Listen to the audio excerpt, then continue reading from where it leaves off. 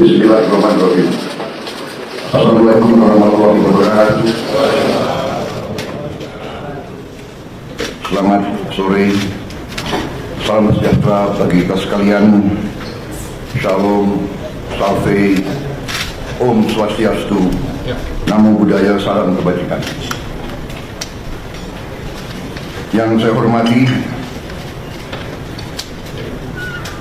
Saudara Wakil Presiden, Saudara Gibran Rakabuming Raka, para Menteri Koordinator, para Menteri, para Kepala Badan, Ketua Dewan Ekonomi Nasional, Jaksa Agung, Kepala BIN, Kapolri, Panglima TNI, dan para penasihat khusus Presiden yang saya hormati, para Wakil Menteri, Wakil Kepala Badan, dan para utusan khusus Presiden, seluruh anggota Merah Putih yang saya hormati dan yang saya banggakan.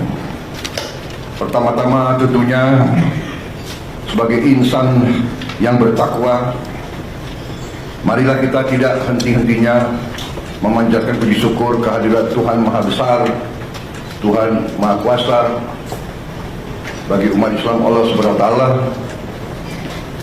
kita masih diberi karunia, masih diberi kesehatan, kita dapat berkumpul hari ini untuk melaksanakan sidang kabinet paripurna dari Kabinet Merah Putih, sidang paripurna yang ke-6 dalam 6 bulan pertama masa pemerintahan kita. Baru saja kita melewati tonggak 6 bulan pertama. Bisa dikatakan ini adalah semester pertama pemerintahan kita. Dan sekarang tibanya kita melihat rapor kita.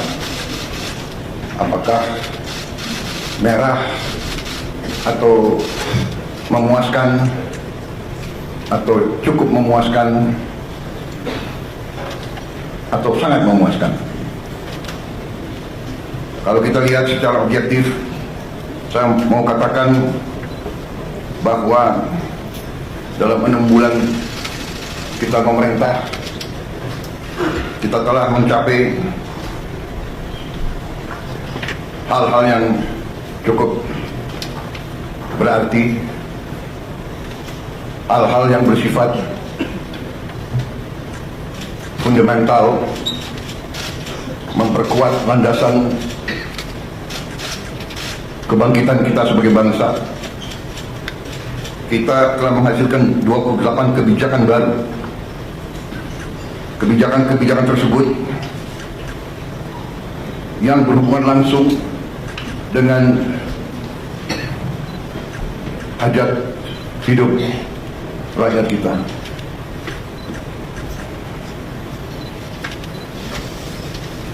Hal-hal ini kita lakukan dalam waktu yang cukup singkat, yang tidak diperkirakan bahwa kita mampu mencapai itu dalam waktu yang singkat.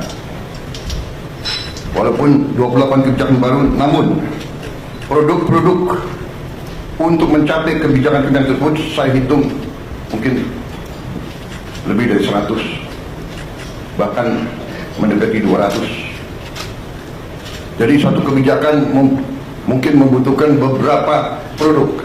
Apakah itu Kepres, apakah itu PP, apakah itu Perpres, apakah itu Inpres, apakah itu sekedar hanya surat edaran.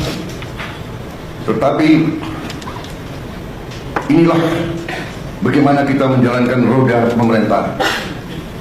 Saudara-saudara sekalian, saya ingin kita secara objektif menilai diri kita. Kalau kita tidak objektif, kita bisa masuk jebakan bahwa kita menganggap diri kita sudah mampu padahal kita tidak mampu. Kita sudah melihat bahwa arah kebijakan kita benar, padahal tidak benar. Saya ingatkan agar kita sadar bahwa pemerintahan sebuah republik, apalagi republik sebesar kita, republik yang mewadahi dan menaungi 280 juta manusia lebih,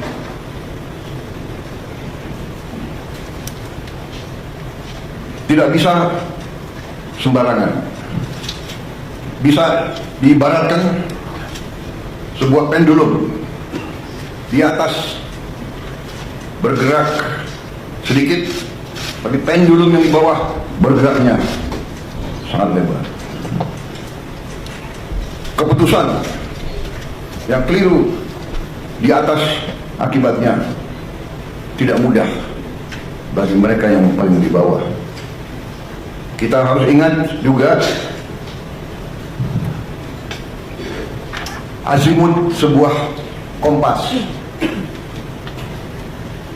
Kita deviasi sedikit di awal, setelah kita berjalan beberapa ribu meter bahkan kilometer, itu deviasinya sangat besar. Di awal deviasi kita 1 derajat, di ujungnya sudah menyimpang jauh sekali.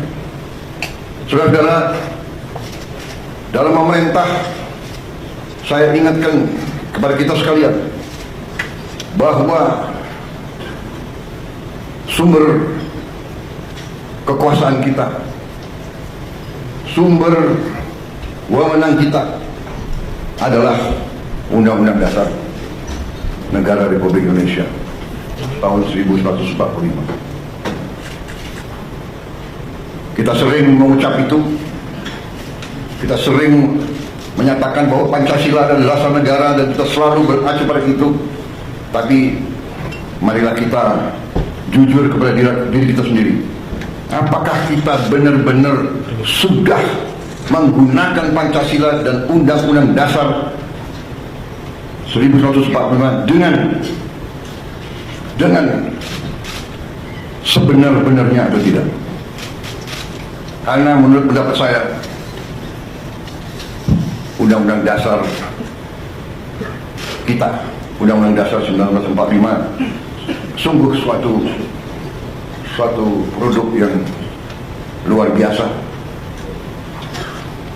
Tetapi sebagaimana saya katakan, menurut pendapat saya, elit bangsa telah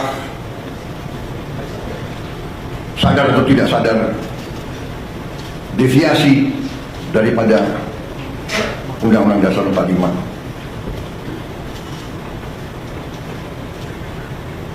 Telah deviasi dalam beberapa hal yang mendasar.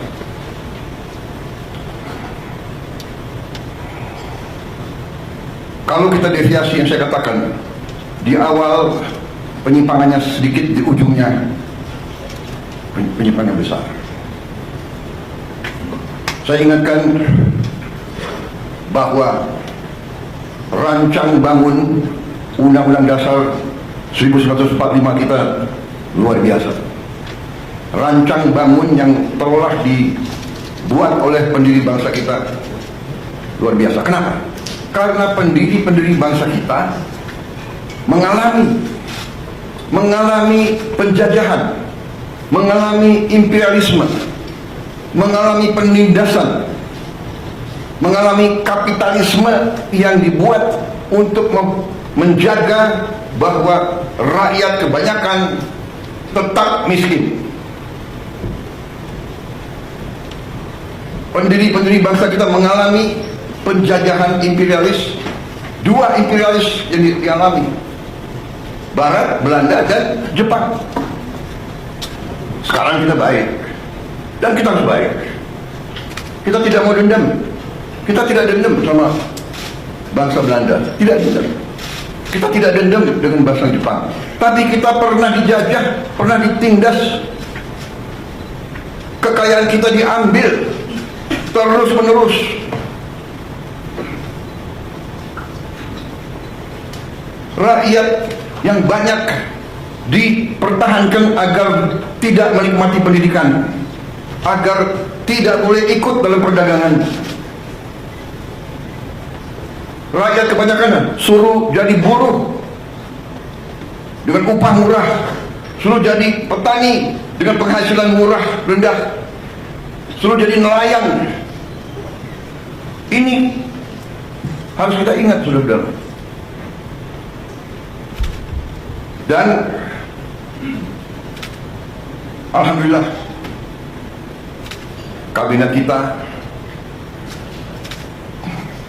memerintah, dan kita harus berjiwa besar, kita harus objektif. Kita bisa lancar begini, kita bisa bagus begini karena transisi pemerintahan berjalan dengan lancar, dengan baik. Saya dibilang apa itu? Presiden boneka. Saya dikendalikan oleh Pak Jokowi. Ya, seolah Pak Jokowi tiap malam telepon saya. Saya katakan itu tidak benar. Bahwa kita konsultasi, ya, itu seorang pemimpin yang bijak, yang konsultasi, minta pendapat, minta saran. Beliau 10 tahun berkuasa. Saya menghadap beliau, nggak ada masalah. Saya menghadap Pak SBY, tidak ada masalah. Saya menghadap Ibu Mega, tidak ada masalah.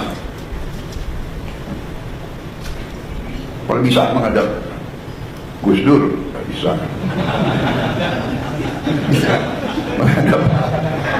menghadap Pak Harto, iya, menghadap Bung Karno kalau bisa. Tuh, minta pandangan, minta saran. Pak Jokowi berhasil 10 tahun, orang suka tidak suka. Masalah ijazah di persoalkan. Nanti ijazah saya ditanya-tanya. Iya kan? Ini ada wartawan banyak ya. Bukan, sudah biasa ya. Kita ini di mana-mana saya katakan, dunia ini sedang penuh ketidakpastian. Ya. Dunia penuh dengan ketidakpastian. Kita rasakan sekarang. Kita rasakan, kita jujur, kita rasakan. Sekian puluh tahun kita menjadi the good boy. Ya kan? Ada negara yang besar, negara yang kuat. Bilang ke kiri, ya monggo. Bilang ke kanan, monggo. Kita ikut World Bank, kita ikut IMF, kita ikut, ya kan?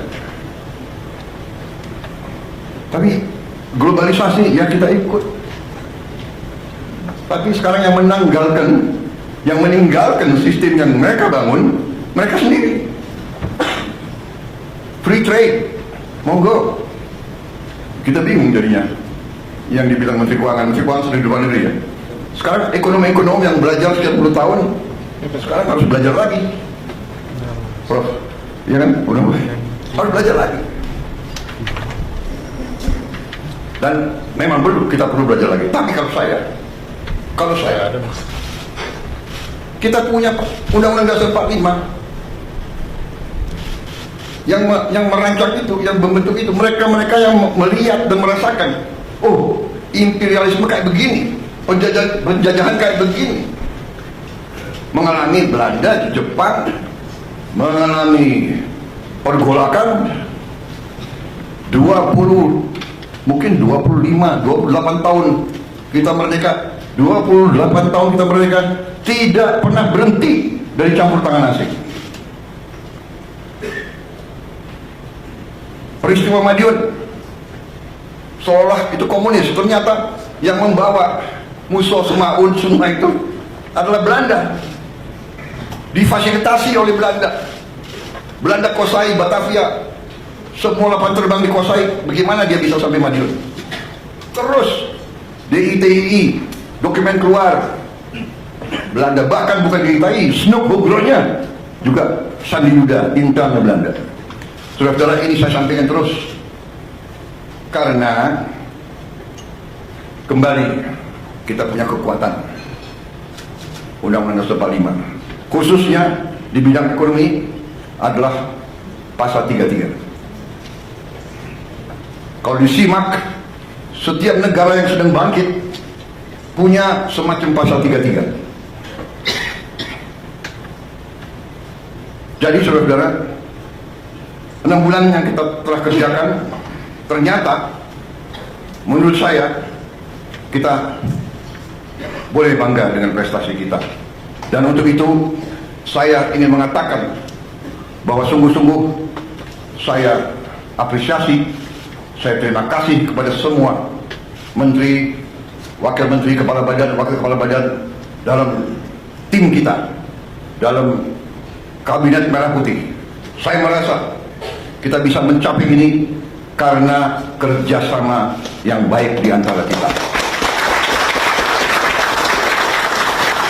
Saya merasakan teamwork. Dalam 6 bulan kita kabinet paripurna hanya 6 kali. Ratas-ratas juga tidak terlalu sering.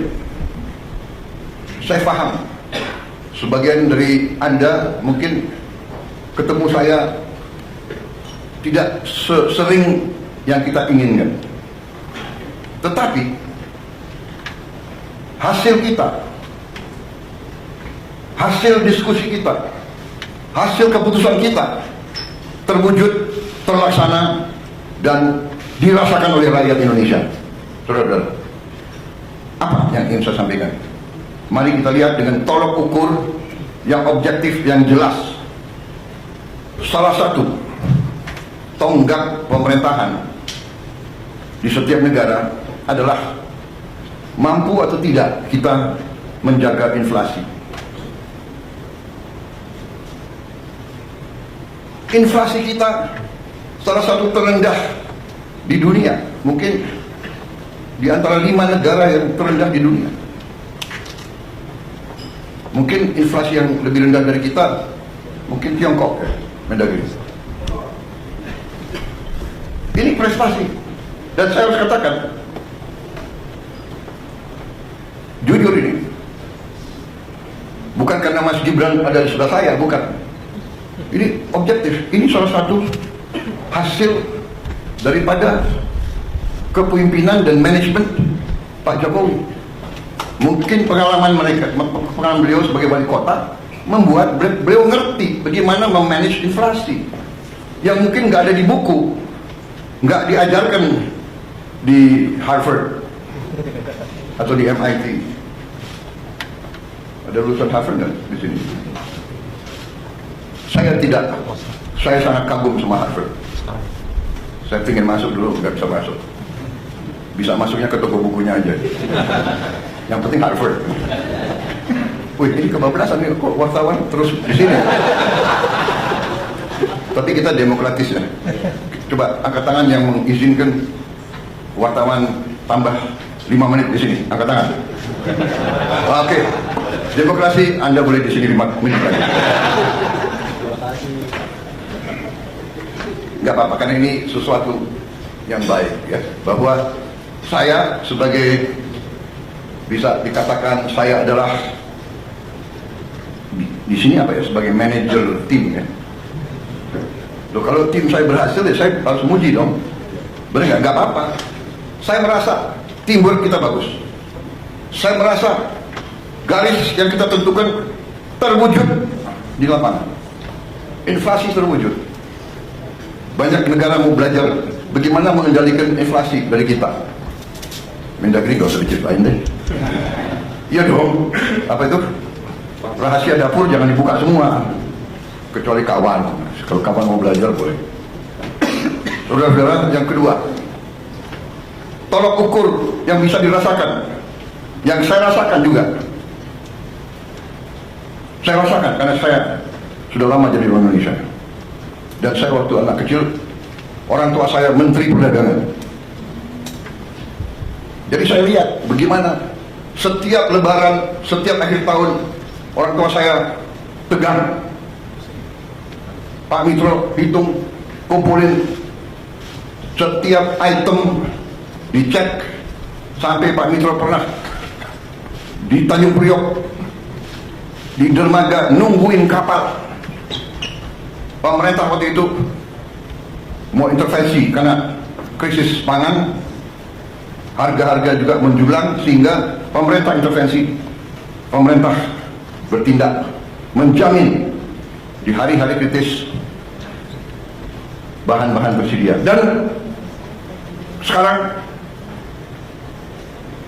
pemerintah yang saya pimpin, saudara-saudara, berhasil menjaga stabilitas harga pangan di saat-saat yang selalu harga pangan kurang bisa dikendalikan. Akhir tahun, Natal, akhir tahun, dan Lebaran. Alhamdulillah, akhir tahun, Natal, dan Lebaran tahun ini, di masa pemerintahan kita, harga-harga aman, stok pangan tersedia. Ini pekerjaan saudara-saudara sekalian. Yang di lapangan kalian, yang ngecek harga kalian. Mudik berjalan dengan lancar. Saya dapat laporan mudik kita adalah sekarang terbaik sepanjang sejarah. Angka kecelakaan terendah sepanjang sejarah, turun 30%. Dan meningkat yang mudik, lebih besar dari tahun yang lalu.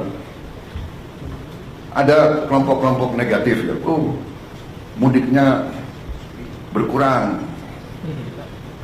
Kalau lancar dibilang mudiknya berkurang. Tidak, lancar karena pengendaliannya lancar. Dan ada keberanian ambil keputusan oleh menteri-menteri kita, oleh Kapolri, oleh Panglima TNI, oleh Menteri Perhubungan, memberi saran kepada saya, Pak, bisa nggak kita laksanakan work from everywhere? Ini baru juga ini saya kira. Di dunia ada work from everywhere. Orang Indonesia kalau kreatif boleh juga. Jadi mereka pulang sudah jauh sebelum libur. Kalau itu Indonesia semangat itu. Pulang sebelum libur. Tapi ini ya, ini keberanian ambil keputusan. Misalnya, oke, saya ambil tanggung jawab, silakan. Jadi ini tolok ukur tonggak yang bisa dirasakan. Belum lagi masalah-masalah sekian puluh tahun yang lalu, hutang orang kecil yang sebenarnya sudah dihapus oleh bank-bank masih dituntut. Jutaan petani kita, jutaan rakyat kecil kita tidak bisa pinjam lagi, terpaksa dia pinjam dari rentenir, dari pinjol, pinjaman online, rentenir yang gila, bunganya harian, luar biasa. Kita hapus, kita ambil tindakan-tindakan yang harus kita ambil dengan beberapa risiko.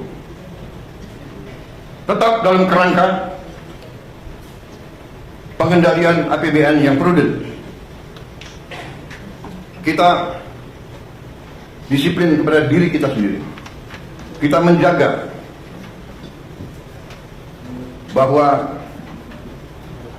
kita pelihara defisit kita tetap 2,5% dari GDP kita.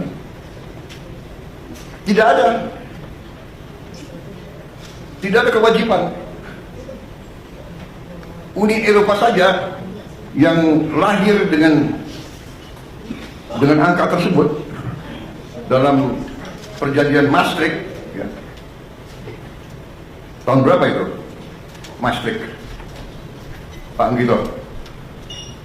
2090-an.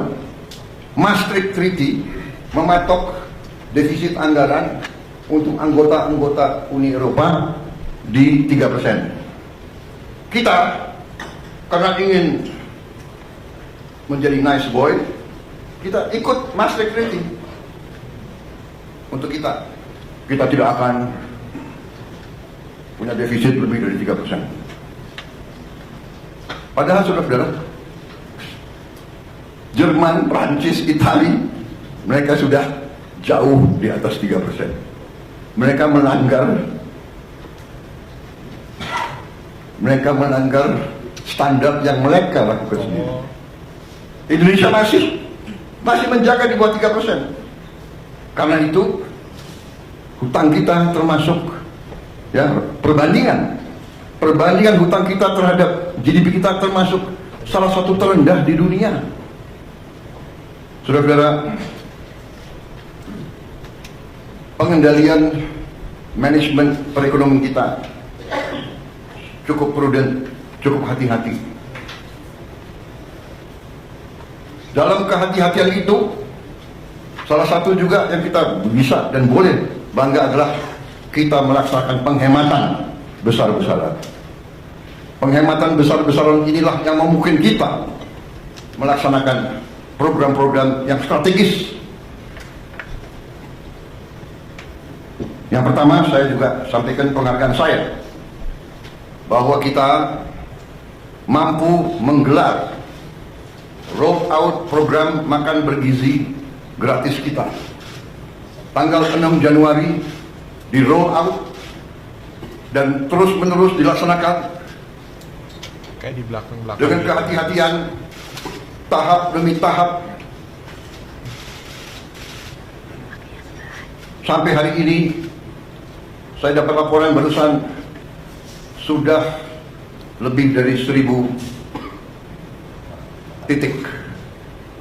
1.000 berapa? 1.286. Yang total penerima makan bergizi sekarang sudah di atas 3 juta.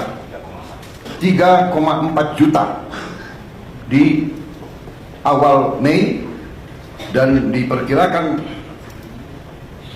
akhir Mei akan mencapai 4 juta, dan di akhir Juni akan mencapai 6 juta, dan di akhir Juli akan mencapai 22 juta. Akhir Agustus 22 juta, sehingga di akhir November 2025 akan mencapai 82,9 juta penerima manfaat. Ini dari segi manajemen fisik, ini adalah upaya yang luar biasa. Kita selenggarakan catering untuk acara perkawinan yang tamunya 3.000 orang aja, ya kan? Setengah mati itu catering, benar tak?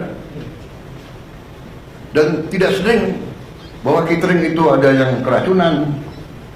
Makan biasanya catering itu kalau di kawinan catering makannya ya begitu-begitu aja, kan? Sudah mahal, ya kan?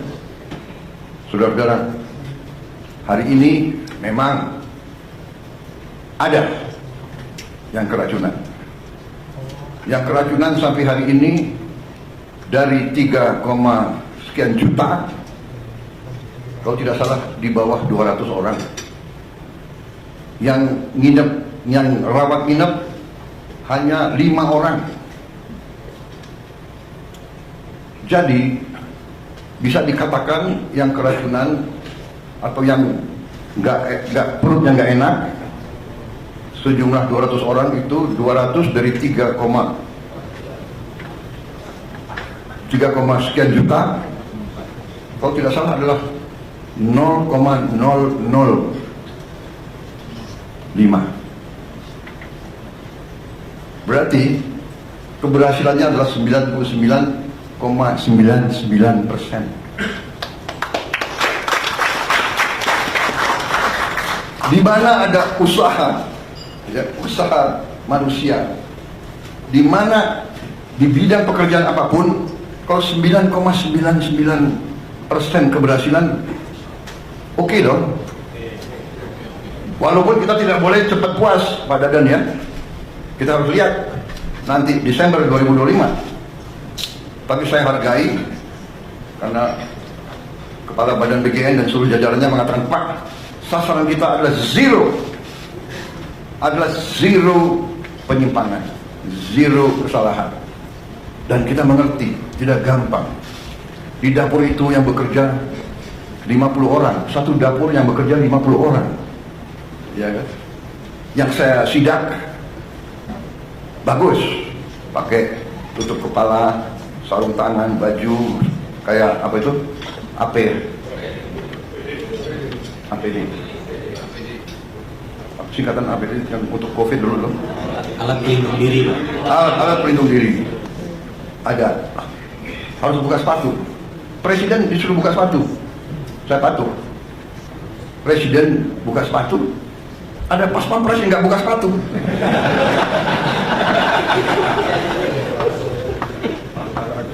Ya semangat, harus menjaga.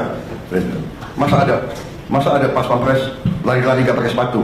Ya tapi di dapur ya buka sepatu, ya kan? Sama kita masuk ICU, nggak ada alasan masuk ICU buka sepatu. Tapi maksud saya adalah ini adalah sesuatu prestasi. Saya sendiri terus begini.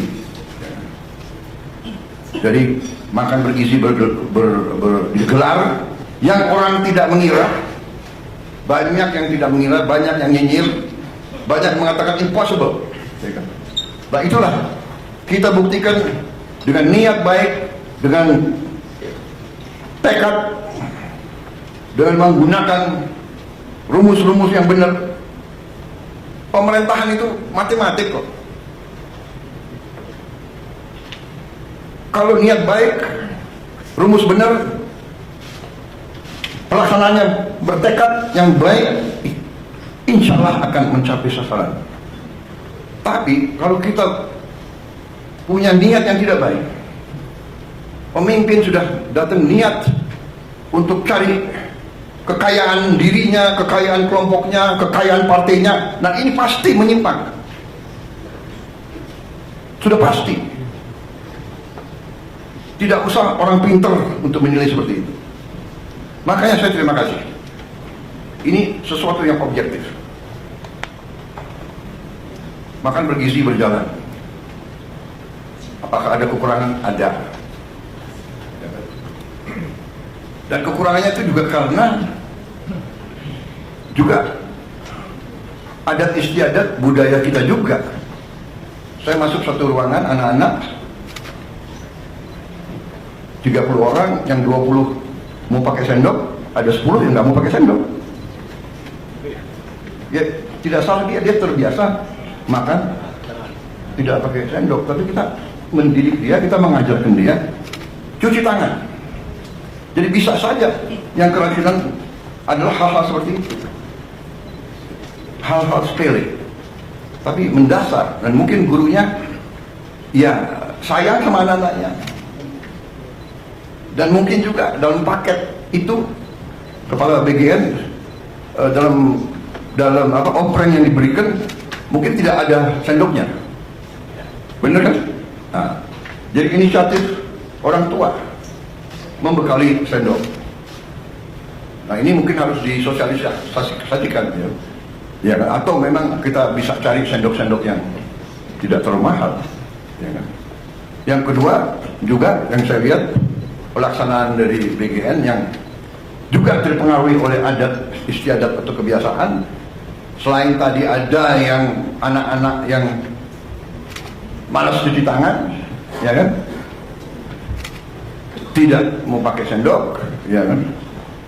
Ada juga, maaf, yang nggak biasa dengan makanan-makanan. Sebagai contoh, ada yang pertama-tamanya kalau dikasih susu dia nggak cocok kasih susu karena dia tidak pernah minum susu seumur hidupnya. Itu namanya lactose intolerant. Ya, tapi setelah berapa minggu, kalau pertama-tama saya kira 2 minggu pertama dia akan istilahnya akan apa? Diare. Ya. Karena ada wartawan saya pakai istilah yang ilmiah diare. Kalau istilah sehari-hari apa?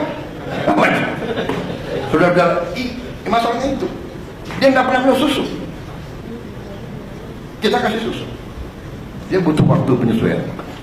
Tapi on the whole, makan bergizi ini adalah sesuatu yang menurut saya cukup membanggakan. Banyak pimpinan negara datang ke Indonesia yang dibahas antara lain makan bergizi.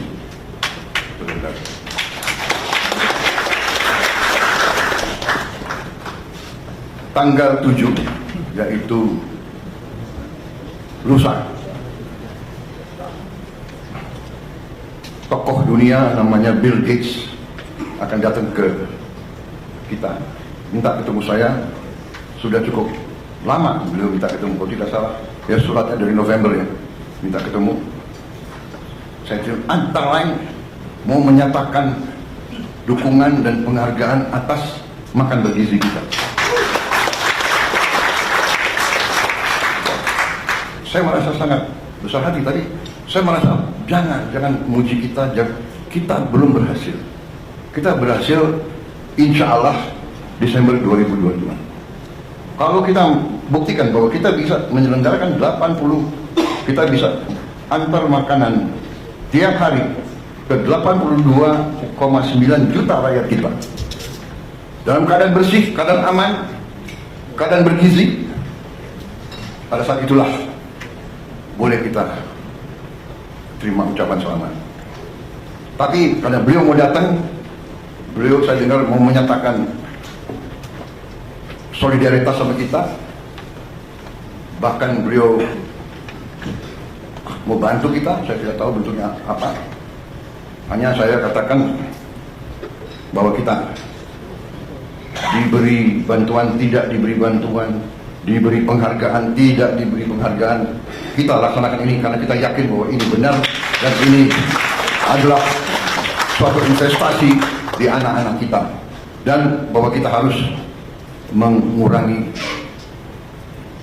kemiskinan di rakyat kita. Saya sering terharu, saya dapat laporan dari Menteri Sosial, baru datang dari Jawa Tengah, beliau cerita, karena kita juga dalam waktu dekat akan buka minimal 100 sekolah berasrama yang dialamatkan untuk saudara-saudara kita, rakyat kita yang berada dalam kelompok ekonomi yang paling rendah, desil 1 dan desil 2.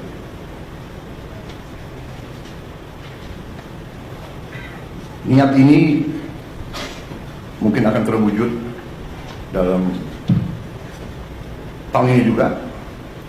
Menteri Sosial dan Menteri Pendidikan Dasar Menengah bertekad bahwa 53 sekolah akan digelar bulan Juli ini. Bolak-balik saya katakan, jangan dipaksa ya. Berbuat, tapi kita tidak usah ngejar tanggal, yang penting kita berbuat. Tapi mereka yakin, mereka ingin mendapat hasil terbaik cepat. Saya silakan. Tapi ujungnya nanti saya kira ini akan sangat dirasakan oleh orang yang paling bawah. Tapi kembali kepada prestasi kita selama 6 bulan. Karena ini keputusannya memang dalam waktu 6 bulan, ya, keputusan, kebijakan, mereka sudah kerja. Dikdasmen, Mensos sudah bekerja keras, sehingga kita sudah mendapat tawaran dari bupati-bupati dan wali kota seluruh Indonesia. Lebih dari 200 bupati wali kota sudah menyiapkan lahan. Karena saya katakan, kalau Pemda siapkan lahan, kita bangun. Dan kita sudah siapkan anggaran APBN. Ternyata sambutannya lebih dari 200, ya, Mensos sudah siapkan lahan antara sekitar 5 hektar sampai 8 hektar. Lumayan. Sekolah SD, SMP, SMA 5 hektar saya kira jarang tuh di Indonesia. Saya tadinya minta 20 hektar.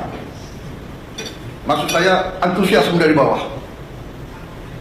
Jadi Dikdasmen sama Kensos dibantu KL-KL lain merencanakan ini sudah sangat teliti, sampai mereka tahu titiknya di mana.